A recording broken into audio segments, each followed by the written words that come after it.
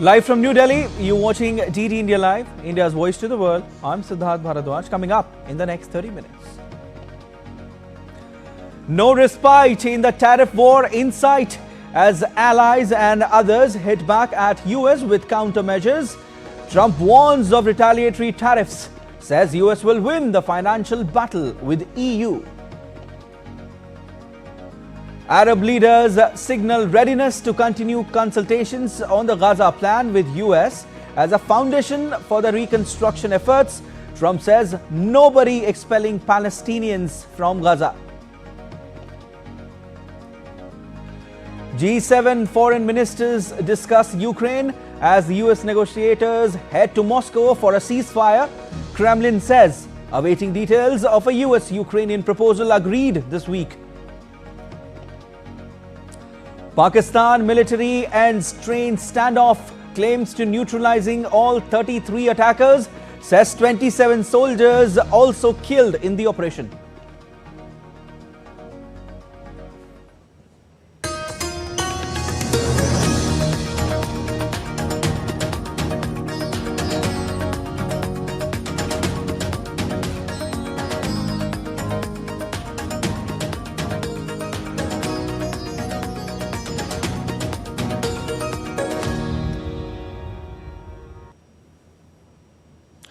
US President Donald Trump on Wednesday vowed to respond to the European Union's threat to impose counter tariffs on 26 billion euros worth of US goods from next month after Trump implemented blanket tariffs on steel and aluminium imports. At the start of a meeting with Irish Prime Minister Micheál Martin in the Oval Office, Trump said Ireland, a member of the European Union, was among countries taking advantage of the United States.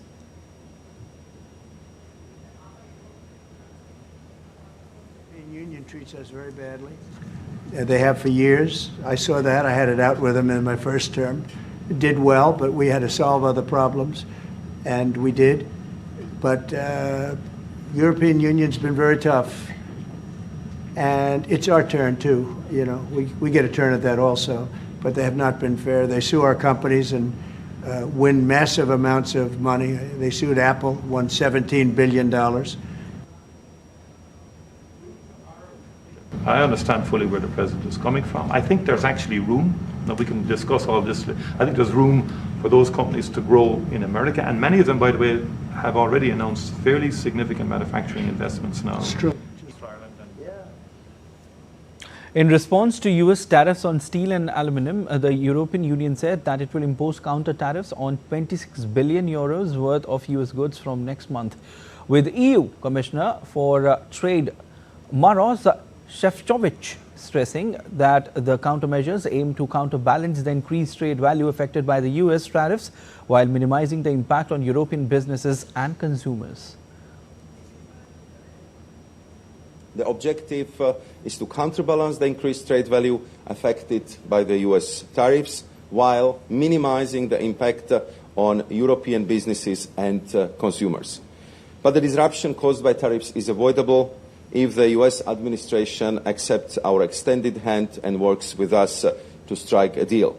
So under the President's leadership, I'm ready to negotiate, and we are ready to make it happen. Canada has also announced 29.8 billion Canadian dollars in retaliatory tariffs on the United States effective Thursday. I am announcing that the Government of Canada, following a dollar-for-dollar approach, will be imposing, as of 12:01 a.m. tomorrow, March 13th, 2025, 25% reciprocal tariffs on an additional $29.8 billion of imports from the United States. Arab foreign ministers met in Qatar on Wednesday with US Middle East envoy Steve Witkoff to discuss reconstruction for Gaza. They agreed to continue consultations and coordination on the plan as a foundation for the reconstruction efforts. Foreign ministers from Qatar, Jordan, Egypt, Saudi Arabia, the United Arab Emirates and the Secretary General of the Palestine Liberation Organization were present at the meeting. On Saturday, the 57-member Organization of Islamic Cooperation (OIC) formally adopted a plan put forward by the Arab League at an emergency meeting in Saudi Arabia. The Egyptian spearheaded plan emerged as a proposal to rebuild the Gaza Strip under the future administration of the Palestinian Authority in response to a proposal by US President Donald Trump to take over Gaza and displace its residents.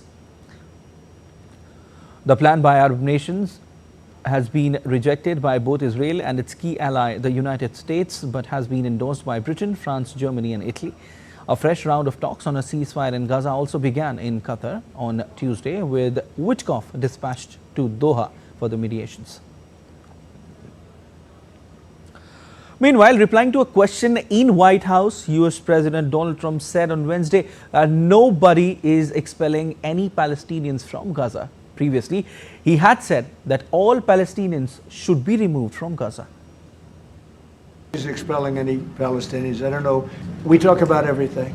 Israel has been under siege, as you can see, and they had to fight back. October 7th was a terrible thing. People don't like to mention it, but it was a terrible, terrible day in the life of the world.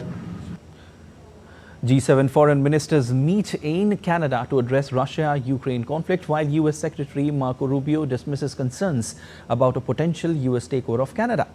US Secretary of State Marco Rubio arrived in Canada ahead of a G7 meeting, marking the first visit by a US official since President Donald Trump's return to power. Rubio emphasized that the meeting will prioritize pressing global issues such as the Ukraine conflict rather than addressing Trump's contentious remarks about annexing Canada. US Secretary of State Marco Rubio is attending alongside representatives from the UK, France, Germany, Italy, Japan and the European Union. Russia has presented the US with a list of demands for a deal to end its war against Ukraine. The meeting comes amid trade tensions between the US and Canada, with Canadian Foreign Minister Melanie Joly vowing to raise tariffs at every meeting. Rubio acknowledged trade tensions, however, has emphasized shared interests between US and Canada. Russia's President Vladimir Putin has visited the western Russian region of Kursk for the first time since Ukrainian forces seized some territory in the region. Putin visited a control center in Kursk region used by Russian troops. The Russian president heard a report from Valery Gerasimov, head of the Russian General Staff, who told him that Ukrainian troops in the Kursk region were now surrounded. Meanwhile, Russia has claimed to have made significant new advances against Ukrainian forces in Kursk, while Ukraine says it has repelled 33 Russian attacks. The Russian Defense Ministry reported on Wednesday that its army had taken control of 5 settlements in Kursk and 2 settlements in Donetsk region over the past day. A video released by Russian military reporters on the same day showed that Russian troops had entered the center of Sudza, a strategic town in Kursk, while Ukraine said the Russian army had launched attacks against the Ukrainian army in several areas, including Kharkiv and Kupiansk, while the Ukrainian Air Force, missile units and artillery attacked concentrations of Russian personnel, weapons and military equipment. Meanwhile, members of the French National Assembly adopted a resolution on strengthening support for Ukraine, including a call to seize frozen Russian assets, which the government opposes. France has until now voiced opposition to seizing frozen Russian assets, arguing that such a move would be against international agreements, in a stance that puts Paris at odds with its ally Britain. An amendment proposal by several members of parliament, including former Prime Minister Gabriel Attal, suggested going even further by using Russia's assets to strengthen Europe's defense capabilities. The Trump administration is poised to eliminate environmental justice offices, which addresses pollution in low-income and minority communities. The move, confirmed by Administrator of the U.S. Environmental Protection Agency Lee Zeldin, will impact 10 regional offices and headquarters. Zeldin cited concerns that environmental justice initiatives have funded left-wing activist groups. Environmental groups have condemned the decision, arguing it will leave vulnerable communities without support. The move reverses former President Joe Biden's environmental justice efforts, including Justice 40 initiative. The EPA also announced cuts to 400 grants totaling $1.7 billion and plans to slash its budget by 65%. The decision has sparked outrage, with critics accusing the administration of prioritizing polluters' profits over public health. Democratic U.S. Representative John Larson criticized Elon Musk on Wednesday for failing to appear before a hearing of the House Ways and Means Committee, shouting at his Republican colleagues for blocking Musk's testimony. Larson accused Republicans of prioritizing Tesla CEO Musk and U.S. President Donald Trump over their legislative oversight duties. Why I do not understand why you would relegate this committee to no longer being of significance and resort to saying you will do whatever Elon Musk and Donald Trump tell you to do. Where's the independence of the committee? Where's the legislature? We're an equal branch of government. And you start off with a blather? That does not put him above the law or the responsibility to come before this committee in this Congress. If he's so great, if these plans and all the fraud and abuse that he found are so evident, why isn't he here explaining it? U.S. President Donald Trump hosted Irish Prime Minister Micheál Martin on Wednesday. Both the leaders participated in the traditional shamrock presentation at an early St. Patrick's Day celebration. During the event, Trump celebrated the enduring bond between Ireland and the United States, paying tribute to notable figures of Irish descent, while Martin praised Trump's active efforts towards achieving peace in Ukraine and the West Asia. Martin said aid needed to be surged into Gaza, while also calling for a ceasefire and the release of all remaining hostages. I understand fully where the president is coming from. I think there's actually room. Now we can discuss all this. I think there's room for those companies to grow in America, and many of them, by the way, have already announced fairly significant manufacturing investments now. It's true.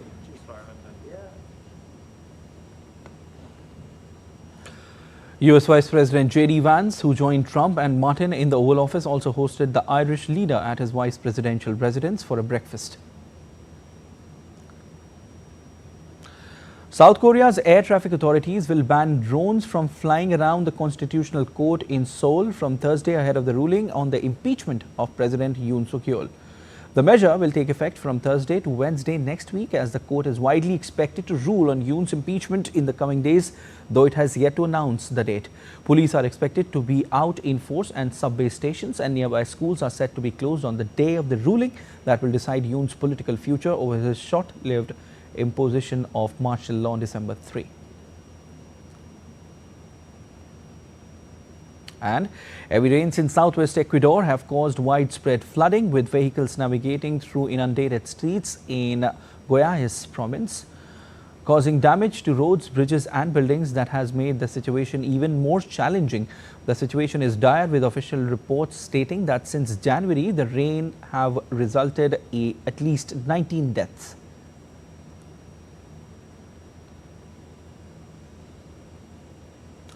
Angola will host the talks between Congo and the Rwanda-backed M23 armed group will begin in Luanda on March 18. Previous rounds of peace talks mediated by Angola have failed to halt the fighting between both the sides. But on Tuesday, Angola said the two sides had agreed to come to the negotiating table after Congolese President Felix Tshisekedi discussed the conflict with his Angolan counterpart João Lourenço. However, Luanda offered no timetable for when the negotiations would take place. Since January, the M23 has seized swathes of the mineral-rich eastern DRC, including the key cities of Goma and Bukavu, and has since set up to govern for the long term in the regions under its control. The M23's march has killed around 7,000 people since the beginning of 2025. Still to come on this edition of DD in the Live.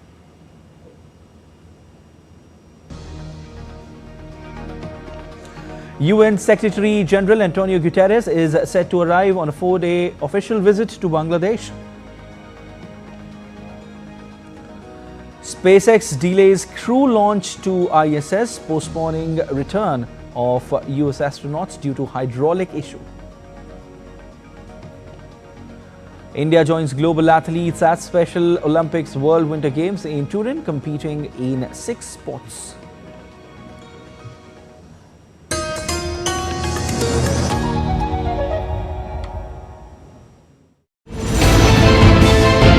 geopolitics and trade deals, economic challenges amid development, hard work and the path to prosperity.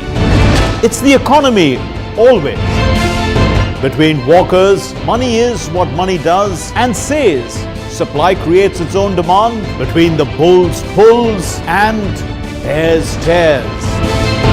When supply chains globalization and India rises to the podium, we'll get you centered with the economic brief at 8 p.m. every Thursday on DD India.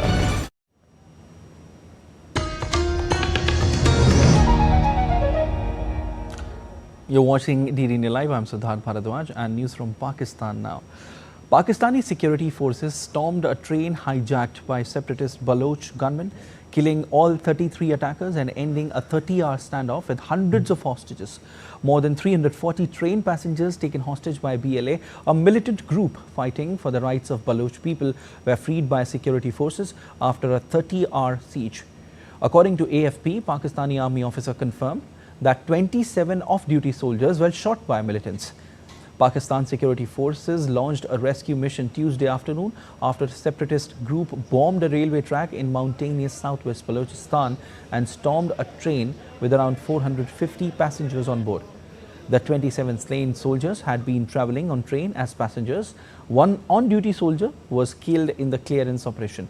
The Baloch militants attacked the Jafar Express with a bomb and rocket fire on Tuesday while it was travelling from Quetta to Peshawar, Balochistan.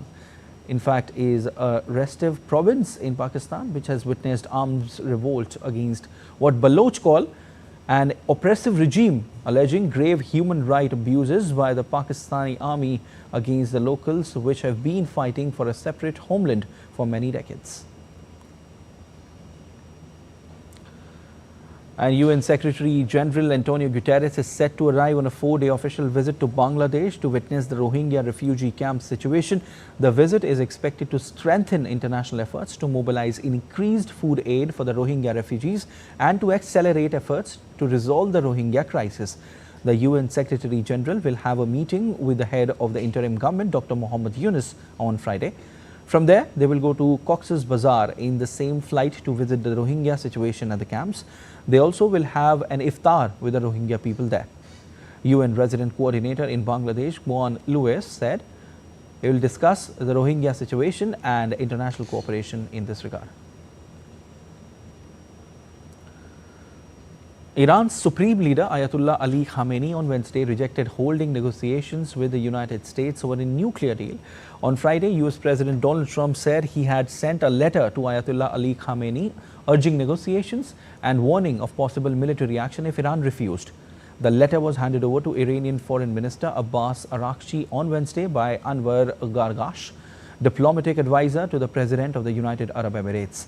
In 2018, Trump withdrew the US from Tehran's 2015 nuclear deal with world powers and reimposed sanctions that have crippled Iran's economy. Tehran reacted a year later by violating the deal's nuclear curbs. Khamenei reiterated that Iran was not seeking a nuclear weapon and that the US invitation for talks was aimed at deceiving the world's public opinion.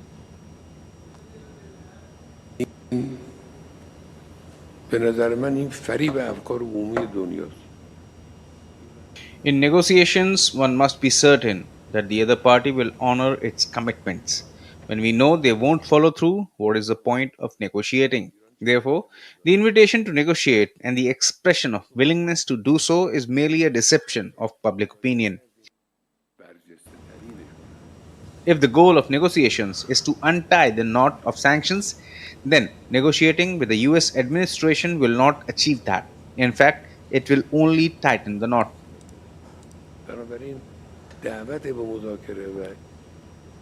And long queues of vehicles have been forming at gas stations across Bolivia this week as citizens struggle to secure fuel amid a severe shortage. The vehicles and trucks were seen lined up for blocks in Santa Cruz, eastern Bolivia's economic hub. Earlier on Tuesday, Bolivia's Energy Ministry announced a package of incentives designed to boost gasoline and diesel imports. The measures aim to revitalize the country's private energy market and overcome the extended fuel shortage. Bolivia has relied on subsidized hydrocarbons since the 1990s. A congressional briefing on plight of minorities in Pakistan was held in Washington to highlight the discrimination that minorities face in Pakistan. The event was attended by journalists, cricketers, Shia Muslims and congressmen, among others, who shared details on widespread discrimination faced by Hindus, Sikhs, Christians, Ahmadis and Shia Hazaras in Pakistan. Former Pakistani cricketer Danish Kaneria has alleged that he faced huge discrimination in Pakistan and his career was destroyed. मेरे साथ भी ये discrimination वाली चीज़ हुई है, बहुत ज़्यादा हुई है, मेरे कैरियर को तबाह किया है, ख़त्म किया है और जिसकी वजह से जो इज़्ज़त इक्वल वैल्यूज़ मुझे मिलनी चाहिए थी वो नहीं मिली पाकिस्तान में, जिसकी वजह से हम यूएस में हैं अभी। मकसद वही था कि अवेयरनेस करवाना था, सबको बताना था, स्पेशली यूएसए को अभी हम बताना चाह रहे थे कि कितने लोग सफ़र करते, कितना ज़्यादा प्रॉब्लम है, तो उस पर ज़रा एक्शन ले। SpaceX postponed the launch of a replacement crew to the International Space Station, delaying the return of US astronauts Butch Wilmore and Sunitha Williams, who have been stranded for 9 months now due to problems with Boeing's Starliner. The launch was called off due to a hydraulic issue with Falcon 9 rocket's ground support clamp arm. NASA announced that the next available launch opportunity is Thursday evening, with a Thursday Crew 10 launch to blast off from the Kennedy Space Center in Cape Canaveral. The Crew 9 mission would depart the space station on March 17. The crew will have 2 US astronauts and 1 astronaut each from Japan and Russia. NASA advanced the mission by 2 weeks after US President Trump and SpaceX CEO Elon Musk pushed for the earlier return of Wilmore and Williams. Well, a brand new, quick-thinking, interactive humanoid robot has caught wide attention after being unveiled in Shanghai for its wide range of performance capabilities, with a robot capable of riding a bicycle and more. The newly launched robot is the latest in the series of eye-catching breakthroughs for robotics industry. The robot is equipped with multi-modal skills. And time now for sports. India shuttler PV Sindhu crashed out of the prestigious All England Open Badminton Championships after losing to Kim Ga-eun of South Korea in Birmingham on Wednesday. Sindhu suffered a 21-19, 13-21, 13-21 defeat to lower-ranked Kim. The loss marks Sindhu's 4th early exit from the tournament since her semi-final run in 2021. Meanwhile, India's Lakshya Sen is all set to face Indonesia's Jonathan Christie in the round of 16 on Thursday. The 15th ranked Lakshya advanced to the second round after beating Chinese Taipei's Su Liang on Tuesday. Mumbai Indian is all set to face Gujarat Giants in the high-octane eliminator match of Women's Premier League in Mumbai on Thursday for a spot in the final. While Giants are playing for the first time in the playoffs, inaugural champion Mumbai Indians will be hoping to get into their second final. Mumbai Indians maintains a perfect record against Gujarat Giants, winning all 6 encounters. However, Giants, powered by its strong middle order, show that it can play spoil sport in its final league stage match and pose a stiff challenge before Indians. Now let's move on to the updates from the ongoing Indian Wells tournament in California, United States. Two-time defending champion Carlos Alcaraz set up quarter-final showdown with Francisco Cerundolo after beating Grigor Dimitrov in straight sets on Thursday. Alcaraz is bidding to become the third man to win the event 3 times in a row after Roger Federer and Novak Djokovic. Australian Open champion Madison Keys tallied a 15th straight victory by beating Donna Vekic 4-6, 7-6, 6-3. Keys maintained her hot streak with a win over 19th seed Vekic to set up a meeting with Swiss wildcard Belinda Bencic. The Special Olympics World Winter Games are underway in Turin, Italy, with over 1,500 athletes from 102 countries. India has sent a strong contingent competing in 6 sports. DD India correspondent Narayan Singh brings us all the latest from Turin. The Special Olympics World Winter Games are in full swing in Italy. Over 1,500 athletes from 102 countries have come together to compete in the 8 winter sports. But this is more than just competition. It's about breaking barriers, celebrating abilities, and proving that sports truly include everyone. And India is proudly part of this global event. a 49-member contingent including 30 athletes representing India in 6 different sports.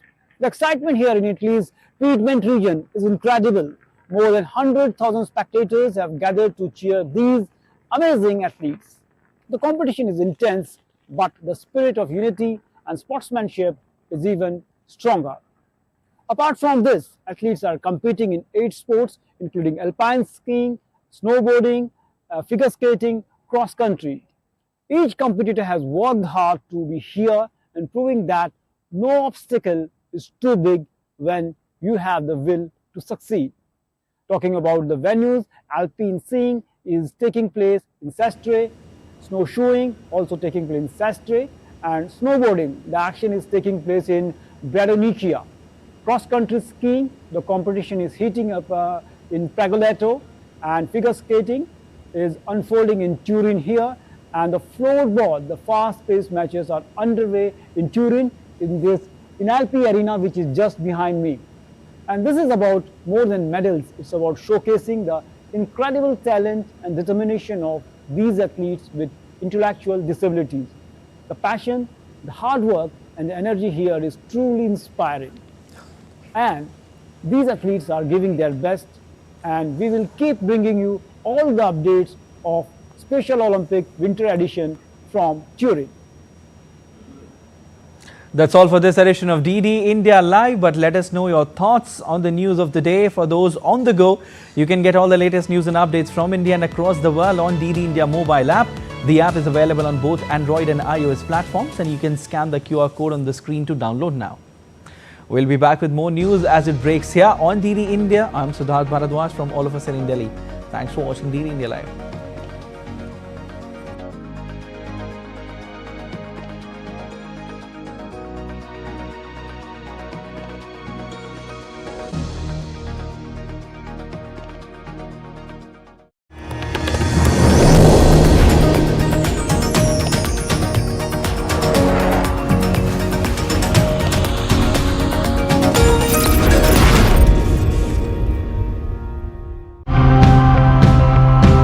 What is more important, fixing the present or planning for the future? Innovators across the globe rethinking the way we live to secure a better future for us. I found out about the Rahi trade-in scheme.